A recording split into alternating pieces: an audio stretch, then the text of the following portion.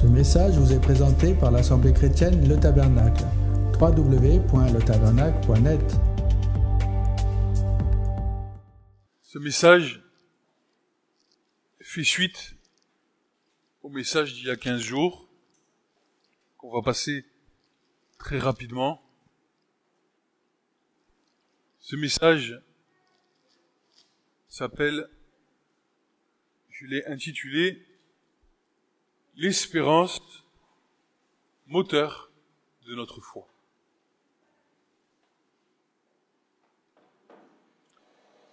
Nous avions vu, il y a 15 jours, les aspects de la foi.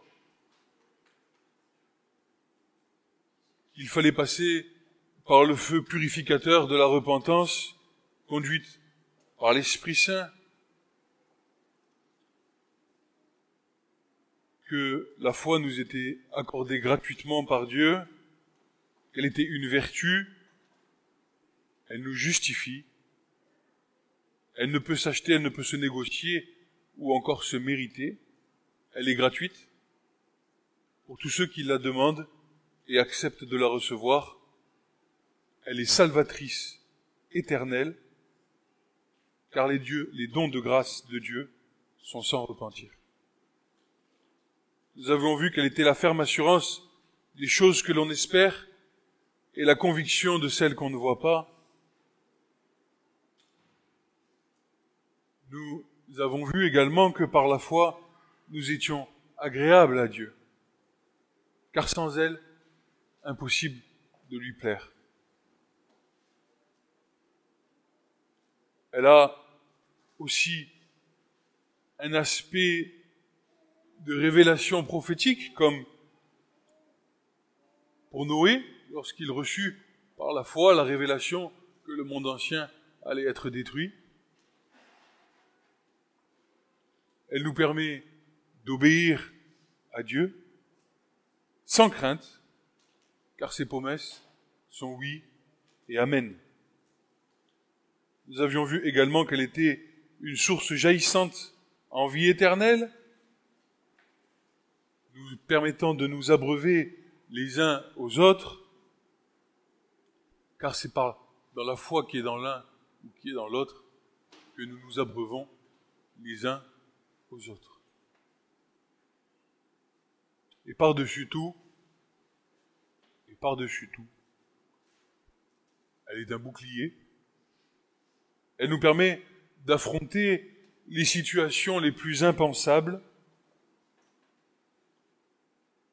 d'accomplir parfois même des miracles par la main du Seigneur, au-delà de nos raisonnements. Et enfin, une fois qu'elle aura été éprouvée par le feu, elle sera trouvée à la louange et à la gloire et à l'honneur dans la révélation de Jésus-Christ. Le sujet que je veux aborder ce matin, je vais essayer de pas trop être long, mais vous savez, quand vous préparez un message, le raisonnement humain, la pensée humaine vous fait penser que vous ne savez pas si ce message, il y a tout dedans. Et la réponse du Seigneur, c'est non, il n'y a pas tout. Mais ce que je t'ai demandé d'écrire, ou ce que je t'ai demandé d'apporter, est suffisant. Alors, le sujet est vaste. L'espérance, c'est un sujet qui dépasse l'entendement. Et je vais essayer d'aborder ce que le Seigneur m'a accordé. Ayant donc été comme notre père Abraham, ainsi justifié non seulement sur le principe des œuvres seulement, mais par la foi en le nom en Jésus-Christ, nous n'avons point à craindre du temps dans lequel nous vivons et de tout ce qui pourrait nous faire perdre la foi, car, contre toute attente, là où il y a le Seigneur, demeure avec lui l'espérance. Espérance, l'étymologie du mot, c'est tikva en hébreu. Tikva, At-Tikva, c'est l'hymne national d'Israël. Si Israël est encore debout et existant aujourd'hui, c'est à cause de l'espérance.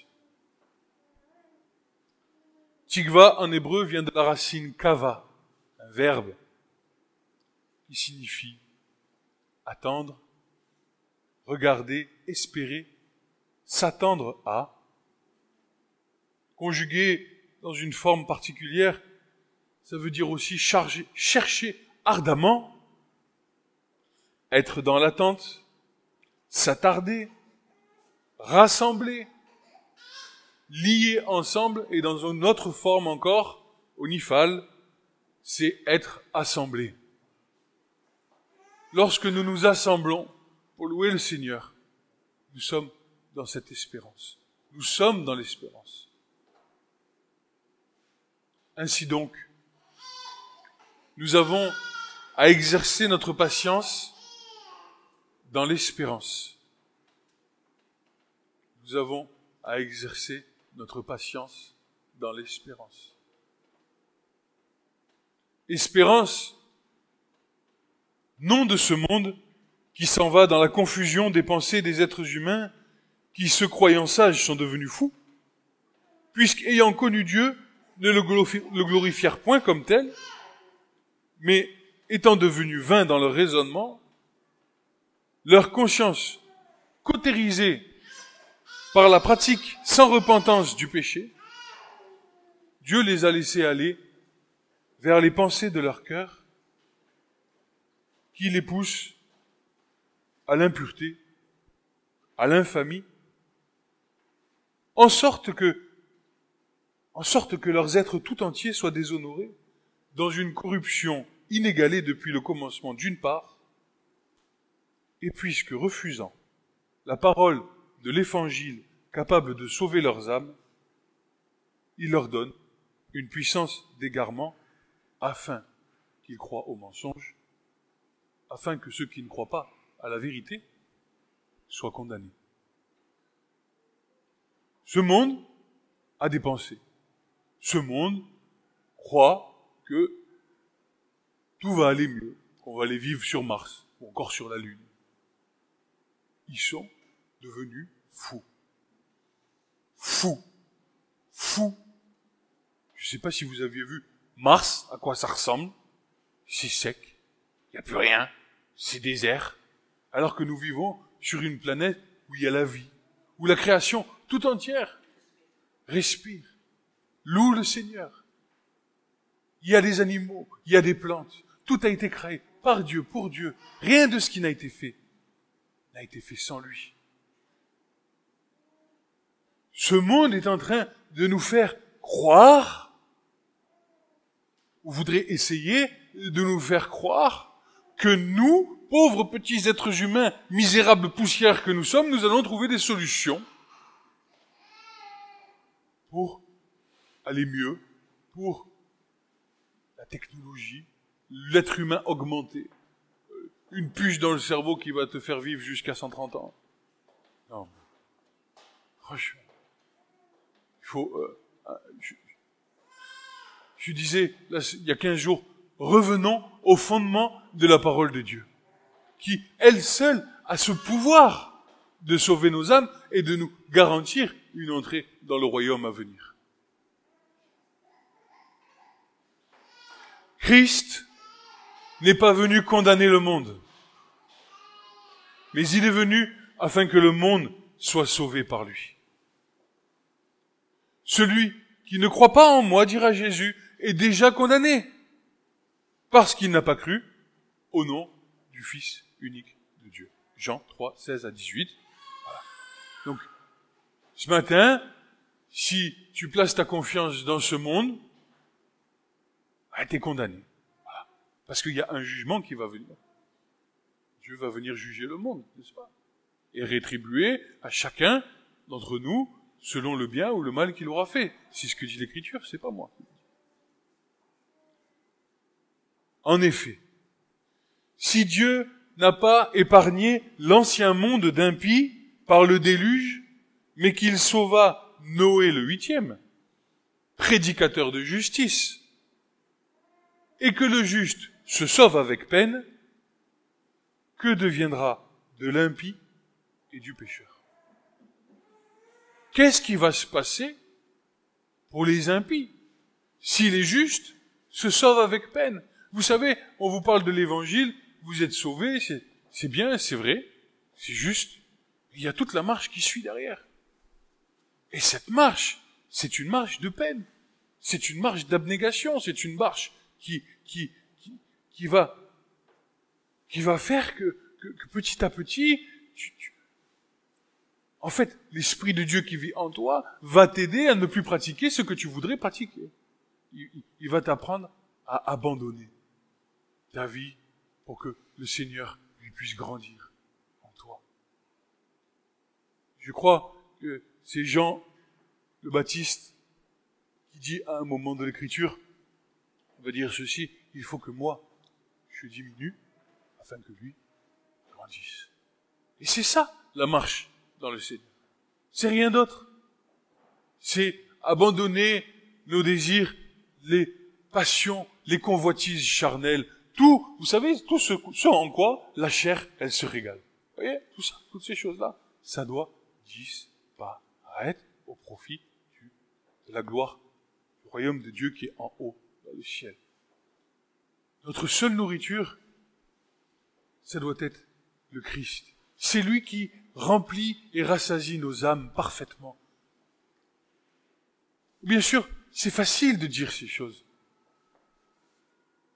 Et à un moment donné de nos vies, il faut que nous le mettions en pratique. Car ce n'est pas l'auditeur, seulement l'auditeur oublieux qui est justifié, mais c'est celui qui met en pratique les commandements de Dieu, n'est-ce pas? Ce n'est pas une condamnation. C'est parce que lorsque nous allons mettre en pratique ces commandements, alors ça va nous bâtir notre maison spirituelle. Ça va nous permettre de tenir ferme face à ce qui vient. Qu'est-ce qui vient? La détresse. Qu'est-ce qui vient?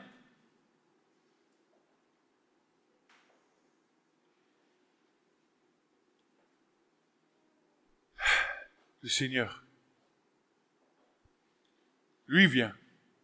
Et bientôt, nous le verrons. Et si c'est pas nous, ça sera nos enfants. Et nos petits-enfants. Et il vient. Comme il a dit qu'il reviendrait pour nous chercher, il reviendra certainement. Et la parole déclare que si la promesse tarde, attends-la. Parce qu'elle s'accomplira certainement. Et nous sommes dans cette espérance. Et c'est ça, l'espérance, le moteur de notre foi. Et ça a été le moteur de la foi de toutes les générations passées.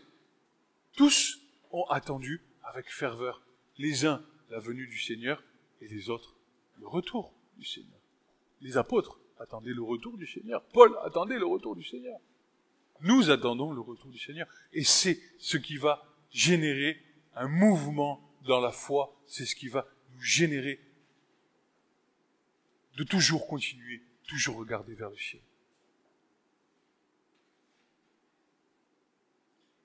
Jérémie 17, verset 5, dira ainsi par l'Éternel. Maudit soit l'homme qui se confie en l'homme, qui prend la chair pour son appui et qui détourne son cœur de l'Éternel. Aujourd'hui,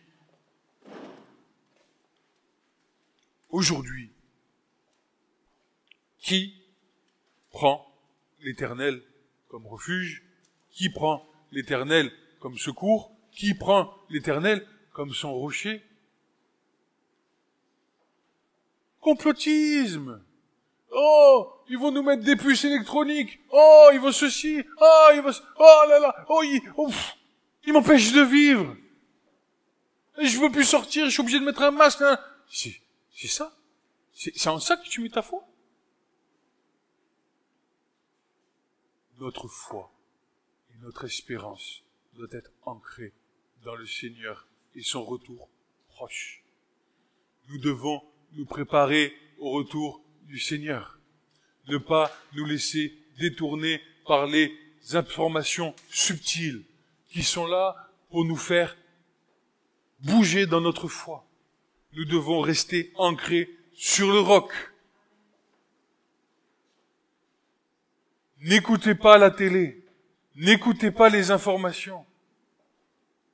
Prenez ce qui est bon, rejetez ce qui est mauvais. Et je peux vous dire qu'il y a beaucoup de mauvais. Parce que même les hommes sont capables de faire des choses qui sembleraient être les choses de Dieu. Donc si nous ne sommes pas ancrés dans la parole pour pouvoir comparer ce qui se passe dans ce monde et ce qui se passe dans la parole de Dieu, si nous ne sommes pas ancrés, comment on va faire le discernement? On va aller boire à droite sur Internet, à gauche sur Internet encore, et vous allez trouver un tas de sources crevassées, avec du poison qui va vous faire perdre la foi, tout simplement. Quoi qu'il en soit, pour les non-croyants, dont le sort se trouve entre les mains de Dieu, pour lesquels nous devons intercéder par la patience de Dieu à leur égard, afin que, autant que cela dépende de Dieu, ils se repentent de leur mauvaise voie et qu'ils les abandonnent, ainsi qu'il est écrit. Celui qui cache ses transgressions ne prospérera point. Mais celui qui les avoue et les délaisse obtiendra miséricorde de la part de Dieu. Proverbe 28, 13. Mais qu'en est-il pour nous qui sommes du Christ? Lui en qui nous avons une bien meilleure espérance, qui par l'Esprit de vérité nous a fait asseoir ensemble dans les lieux célestes, qui nous a bénis de toute bénédiction spirituelle, en qui nous avons l'assurance de notre salut, qui nous a délivrés du péché par la puissance de la croix, lui qui nous a délivrés de la puissance de la mort, par laquelle nous étions asservis comme des esclaves liés de chaînes dans le monde présent, mais qui, par la résurrection d'entre les morts et le témoignage de sa parole, nous donne une telle assurance pour le monde à venir, dans lequel il est allé nous préparer des places glorieuses, qu'il serait folie d'imaginer, par notre propre intelligence, tellement que ces places ont un poids de gloire pour chacun d'entre nous, à cause de l'amour dont il nous a aimés lorsqu'il fut dans le jardin de Gethsémanée, ou encore devant le Sanhédrin, ou encore devant Ponce Pilate et ses soldats, qui le couronnèrent d'épines, ou encore au moment de la crucifixion, et enfin, au moment du dernier coup de lance, qui nous fit naître dans l'eau et dans le sang, telle une mère qui enfante. C'est en ayant aimé les siens jusqu'au bout qu'il fit jaillir de la terre recouverte de ténèbres, d'une obscurité diabolique, une lumière jaillissante en gloire éternelle pour ceux qui l'aiment. C'est donc, en effet, dans cette espérance que nous, qui sommes de lui, nés de nouveau d'eau et d'esprit, attendons avec patience, dans la ferveur de l'esprit qui crie. Qu'est-ce qui crie l'esprit? Maranatha. Viens Seigneur Jésus, ce jour où nous verrons et nous entendrons la voix de l'archange et le son de la trompette faisant descendre Christ du ciel, ressuscitant les morts en Christ premièrement et nous ravissant ensemble avec eux dans les nuées à la rencontre du Seigneur dans l'air. Pour l'heure,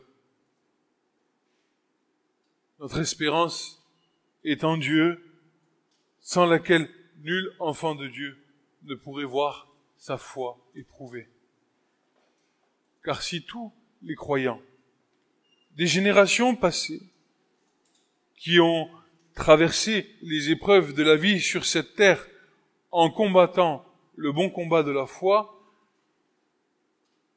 donc si tous ces croyants ont trouvé pour nourriture l'espérance par laquelle ils sont sauvés, nous n'y échapperions pas non plus si le Seigneur venait à tarder. Si le Seigneur tarde, notre nourriture, c'est l'espérance.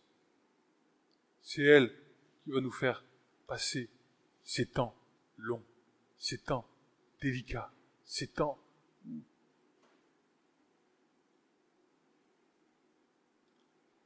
où tellement il va y avoir de ténèbres sur cette terre qu'il n'y aura qu'un seul refuge. Un seul. Ça sera notre espérance dans le Seigneur. Et le Seigneur lui-même. Et l'Esprit. Et nous serons ensemble dans cette espérance. Nous serons tous unis dans cette espérance. Comme l'a été l'Assemblée d'Israël jusqu'à la venue de Christ, et comme l'est l'Église aujourd'hui, jusqu'à son retour. Grâce soit rendue à notre Seigneur Jésus-Christ, qui dans l'abondance de ses bénédictions nous a accordé la patience dès notre nouvelle naissance. Cette patience se trouvera être augmentée pendant notre marche.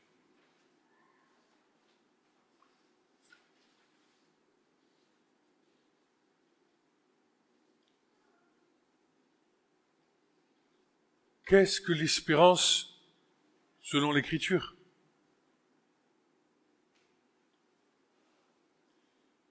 L'espérance est étroitement liée à notre foi.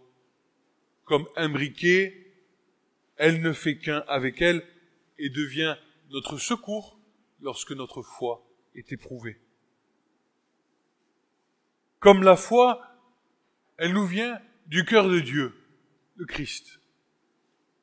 Cette espérance, elle provient du cœur de Dieu, n'est-ce pas? Psaume 62, verset 5. Oui, mon âme se confie en toi,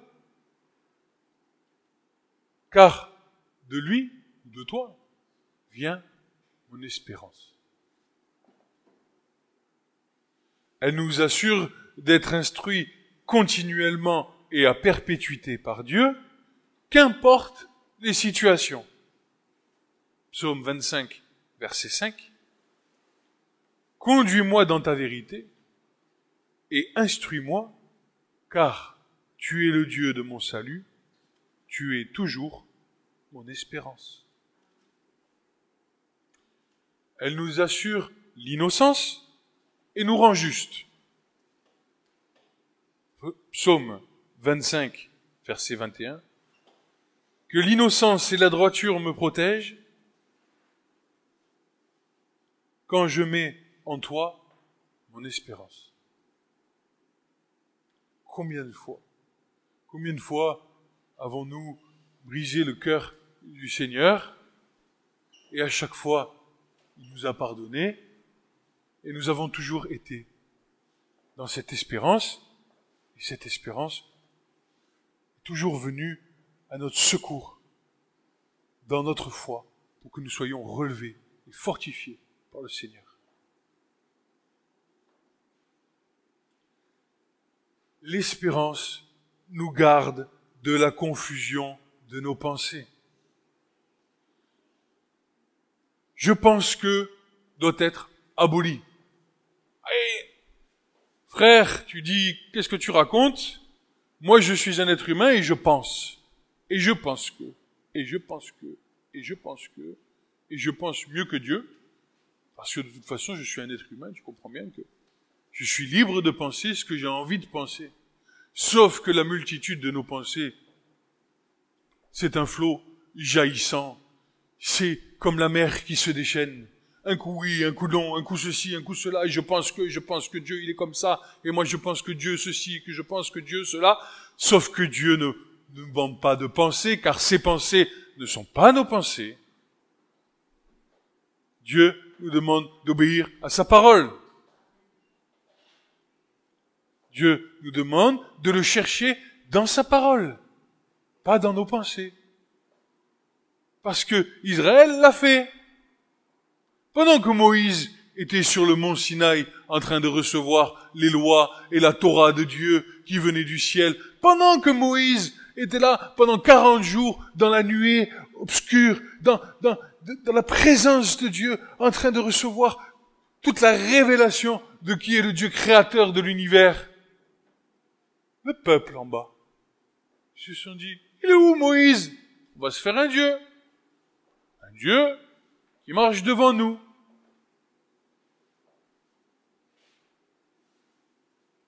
Sauf que Dieu se révèle dans sa parole. Tu cherches Dieu dans sa parole. Ne le cherche pas dans tes pensées. Et tu verras que Dieu va se révéler à toi. Dieu va te parler. Dieu fera avec toi comme il a fait avec Samuel. Il va t'appeler. Katia. Inénie, la voici. Benoît. Inénie, la voici. Et pas dans la multitude de nos pensées. Tes pensées te font tourner en rond dans le désert.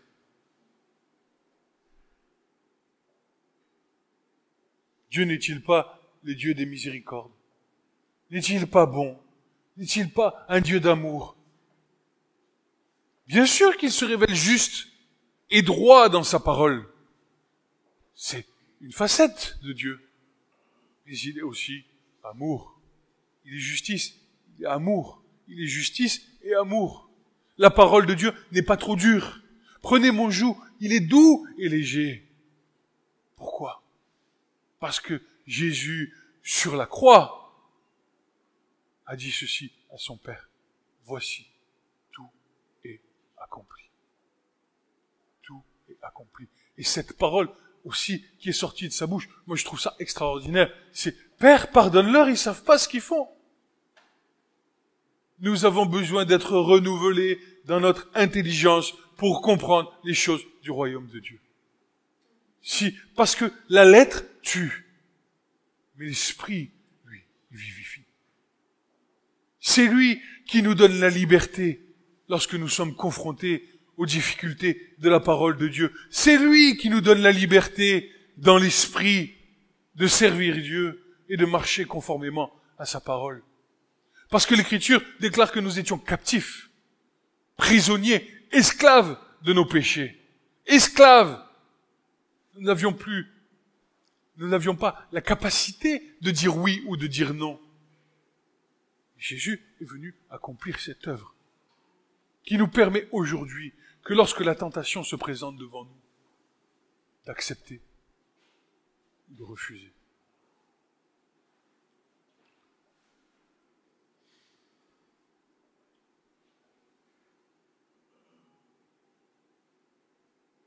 L'espérance est elle aussi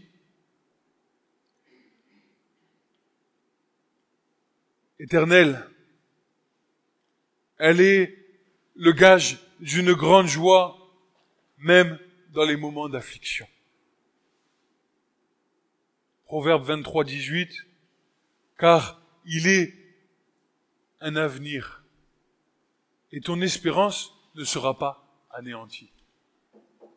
Si nous avons foi, dira Paul, dans le Christ, pour cette vie-là seulement, nous sommes les plus malheureux. Nous sommes les plus malheureux de tous les hommes, n'est-ce pas? C'est que nous pouvons être dans la fiction, mais vu que notre espérance est dans l'éternité, alors qu'importe ce qui passe sur cette terre, notre cœur est tourné vers le ciel, n'est-ce pas?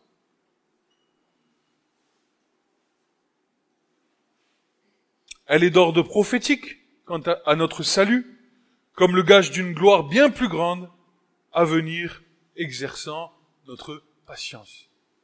L'espérance exerce la patience, et la patience s'exerce dans l'espérance, n'est-ce pas? Romains 8, 24 et 25. Car nous avons été sauvés en espérance. Or, une espérance que l'on ne voit pas, c'est pas une espérance. Une espérance que l'on voit n'est pas une espérance. Car ce que quelqu'un voit, pourquoi aussi l'espère-t-il? N'est-ce pas? Si nous avions déjà les choses acquises, on ne serait plus dans l'espérance de les recevoir. C'est logique, n'est-ce pas? Mais si ce que nous voyons pas, nous l'espérons, nous l'attendons dans la patience. Romains 8, 24 et 25.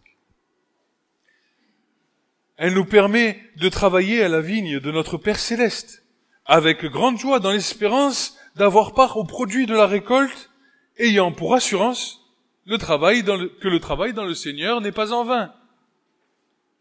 1 Corinthiens 9 et 10, car il est écrit dans la loi de Moïse, tu n'en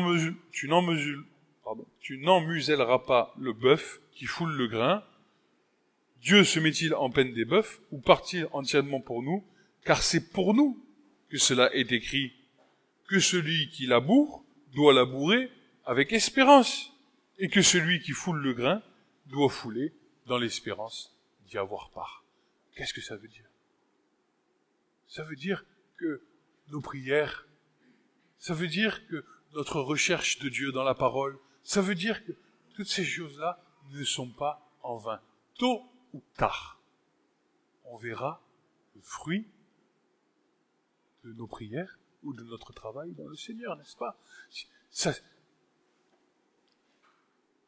Nous aurons part à notre espérance. À un moment donné, qu'importe le temps, il y aura une grande joie. Je crois que je me souviens que il y a dans le Lévitique, il y a un moment donné où les Lévites doivent apporter devant l'Éternel les gerbes, et ils balancent les gerbes d'avant en avant, d'arrière, de droite à gauche pour présenter les prémices de la récolte. Mais nous travaillons pas pour nous sommes pas l'Israël terrestre qui cultivait la terre. Nous sommes un Israël spirituel qui cultive la vigne. La vigne, c'est nous, c'est l'Église. Et nous présenterons chacun les âmes devant le Seigneur de la même manière que les Lévites le faisaient avant avec les gerbes de blé. À chaque fois que tu as témoigné, à chaque fois que tu as parlé du Seigneur à quelqu'un, à chaque fois que tu lui as donné qu'il y avait une espérance. Si ce monde se perd, c'est qu'il n'y a plus d'espérance.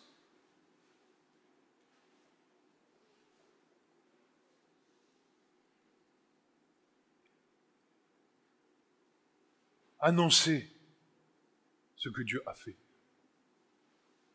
Ne vous privez pas. Témoignez. À temps et à contre-temps.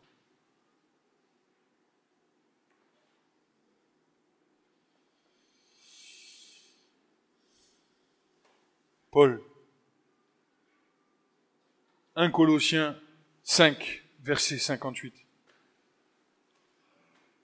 Ainsi, mes frères bien-aimés, soyez fermes, inébranlables, travaillant de mieux en mieux à l'œuvre du Seigneur, sachant que votre travail ne sera pas en vain dans le Seigneur.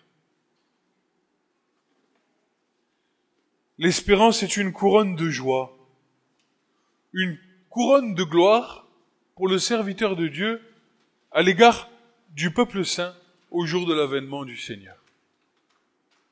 C'est exactement ce que je viens de vous dire. C'est la joie que nous aurons part, à laquelle nous aurons part d'avoir témoigné, d'avoir annoncé l'évangile sur cette terre, annoncé Jésus-Christ, mort et ressuscité d'entre les morts. Il y a une grande joie, un grand salaire. Qui est en effet l'espérance, le Seigneur, notre espérance ou notre joie ou notre couronne de gloire, n'est-ce pas vous aussi devant notre Seigneur Jésus-Christ lors de son avènement? Paul dira à l'assemblée des Thessaloniciens, oui, vous êtes notre gloire et notre joie. L'espérance et solidement ancrée dans nos âmes à cause des alliances au sujet desquelles Dieu ne pouvait pas mentir. C'est-à-dire la loi mosaïque pour l'Israël terrestre et l'alliance renouvelée pour l'Israël céleste. Hébreux 6, verset 19. C'est pourquoi Dieu, voulant montrer avec plus d'évidence aux héritiers de la promesse l'immutabilité de sa résolution, intervint par serment, afin que par deux choses immuables, desquelles il est impossible que Dieu mente, nous trouvions un puissant encouragement, nous dont le seul refuge a été de saisir l'espérance qui nous a été proposée. Vous voyez l'espérance? Un seul mot dans l'Écriture, vous voyez tout ce que c'est capable de transmettre. Je me souviens de mon frère qui disait, mais un mot, il y a un poids de gloire dedans. Un mot, et ça te donne la vie. Cette espérance, nous la possédons comme une encre de l'âme, sûre et solide. Elle pénètre au-delà du voile, là où Jésus est entré pour nous comme précurseur, ayant été fait souverain sacrificateur pour toujours, selon l'ordre de Melchisédek. Et enfin, cette espérance est vivante par la résurrection de notre Seigneur Jésus-Christ et à la grâce qu'elle nous apportera lorsque le Seigneur apparaîtra. Vous voyez, cette espérance est toujours liée avec l'avènement du Seigneur, le retour du Seigneur. C'est vraiment, c'est ça, c'est notre moteur de foi, c'est ça qui nous fait marcher, parce qu'on sait que quand Jésus va venir régner sur la terre, il en sera fini de ce monde. Où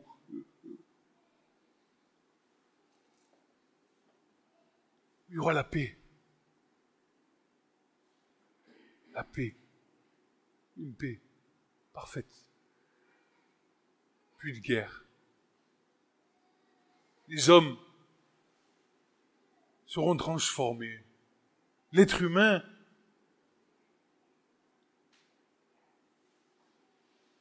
pourra vraiment vivre, pourra être libre, parce que Satan, lui, sera lié dans 1000 ans.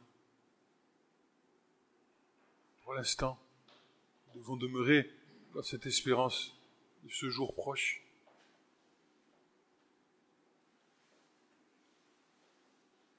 Pierre 1, verset 13. C'est pourquoi tenez-vous prêts à agir, gardez votre esprit en éveil, mettez toute votre espérance dans le don qui sera accordé quand le Jésus-Christ apparaîtra. Toute votre espérance dans le don qui vous sera accordé quand Jésus-Christ apparaîtra. Tous les jours avec le Seigneur, sans rien. Tout à l'heure, on a chanté, je crois, enlève ce qui me retient de m'approcher de toi, quoi. Mais ça sera fini. On sera tous les jours avec le Seigneur pour l'éternité. Et il y en a qui te disent dans le monde, ils viennent tout, ouais, regarde, à 80 ans, un handicap, il marche à 4 pattes, ceci. Mais c'est quoi 80 ans face à l'éternité? C'est quoi 80 ans face à l'éternité? Même pas. Même pas. Non? 80 ans face à l'éternité.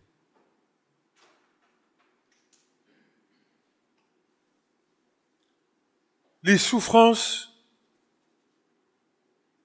du temps présent ne sont rien comparées au poids de gloire à venir. Les souffrances du temps présent ne sont rien comparées au poids de gloire à venir. Rien.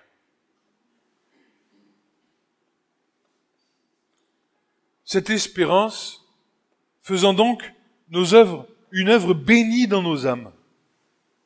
Comment ne pas constater et jouir de la troisième et la plus grande des vertus qui est l'amour? Il ne s'agit pas ici d'un amour humain manifesté bien souvent par intérêt ou consommé dans une passivité mortifiante, mais d'un amour parfait, consommé dans une étroite relation avec le Christ, dans la vie de tous les jours, un amour d'intercession selon le regard de Dieu, donnant de l'efficacité à nos prières, trouvant leur source dans la foi et l'espérance en Dieu.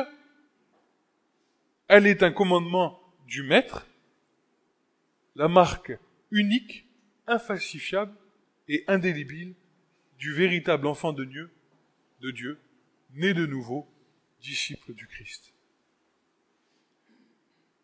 Je vous donne un nouveau commandement, dira Jésus en Jean 13, 34 et 35, que vous vous aimiez l'un l'autre comme je vous ai aimé, que vous aussi vous vous aimiez l'un l'autre. À ceux-ci, tous reconnaîtront que vous êtes mes disciples si vous avez de l'amour entre vous. L'apôtre Paul, par ailleurs, nous exalte cet amour dans un hymne peu commun auquel nous devrions bien de prendre garde pour ne pas être trouvés être des réprouvés. Vous savez ce que c'est des réprouvés? Ce sont des gens qui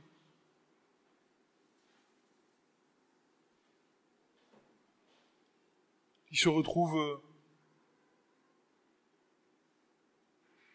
confrontés à leurs mensonges. Paul dira, 1 Corinthiens 13, on connaît tous. Si je parle dans la langue des hommes et des anges, et que je n'ai pas l'amour, je suis comme un airain qui résonne ou comme une cymbale retentissante. Si j'ai le don de la prophétie, que je connaisse tous les mystères et toute connaissance, et que j'ai toute la foi de manière à transporter les montagnes, mais que je n'ai pas l'amour, je ne suis rien. Et quand je distribuais en aliment tous mes biens, et que je livrerai mon corps afin que je fusse brûlé, mais que je n'ai pas l'amour, cela ne me profite de rien. L'amour use de longanimité, il est plein de bonté. L'amour n'est pas envieux, l'amour ne se vante pas, il ne s'enfle pas d'orgueil. Il n'agit pas avec inconvenance, il ne cherche pas son propre intérêt, il ne s'irrite pas, il n'impute pas le mal, il ne se réjouit pas de l'injustice, mais se réjouit avec la vérité. Il supporte tout, il croit tout, espère tout, endure tout. L'amour ne périt jamais. Or, y a-t-il des prophéties? Elles auront leur fin. Y a-t-il des langues? Elles cesseront. Y a-t-il de la connaissance? Elle aura sa fin. Car nous connaissons en partie, et nous prophétisons en partie. Mais quand ce qui est parfait sera venu, ce qui est en partie aura sa fin. Quand j'étais un enfant, je parlais comme un enfant, je pensais comme un enfant, je raisonnais comme un enfant. Quand je suis devenu homme, j'en ai fini de ce qui était de l'enfant.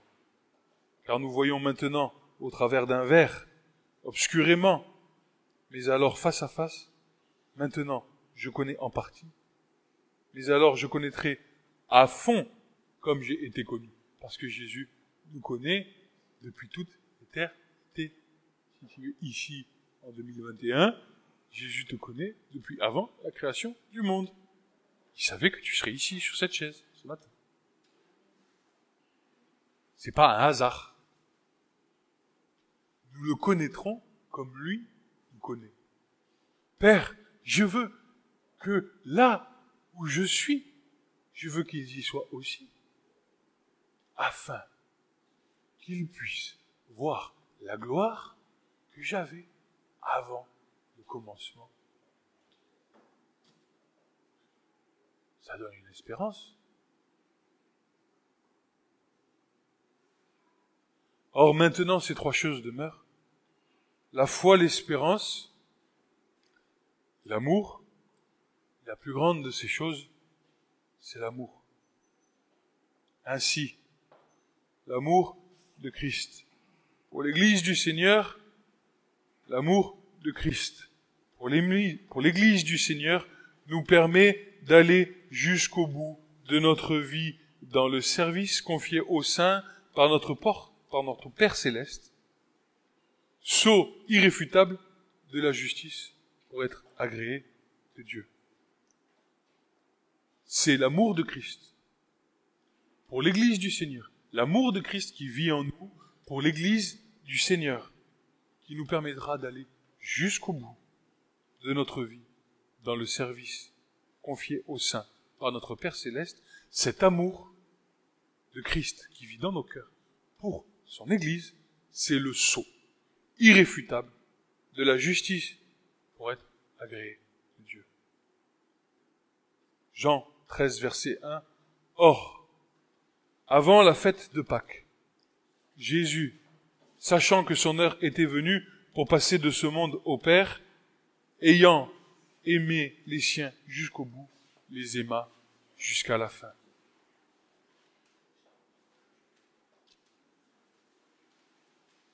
Cherchez, premièrement, le royaume de Dieu et sa justice, et toutes ces choses vous seront données par-dessus.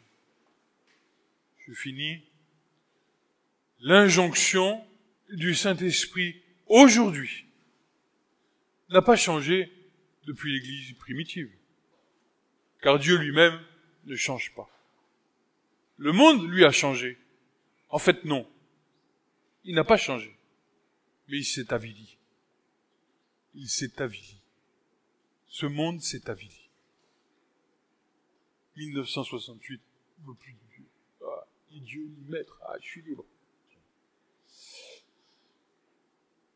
C'est pourquoi nous avons besoin, plus que jamais, du concours du Saint-Esprit, afin que, par sa puissance, le message des serviteurs de Dieu ait de la teneur en force pour briser les cœurs les plus durs.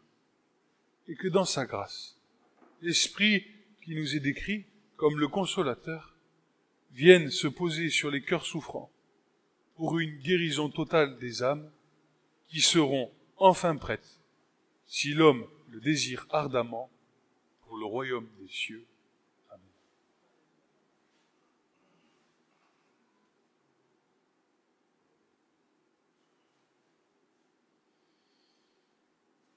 Beau programme, hein? Espérance.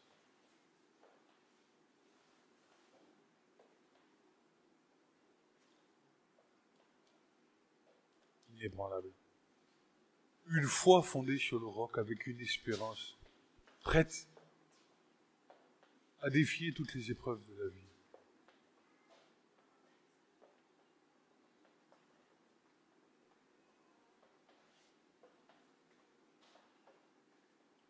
L'injonction du Saint-Esprit n'a pas changé depuis l'Église primitive.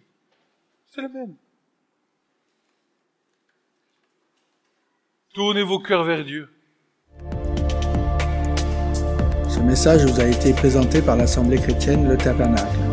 www.letabernacle.net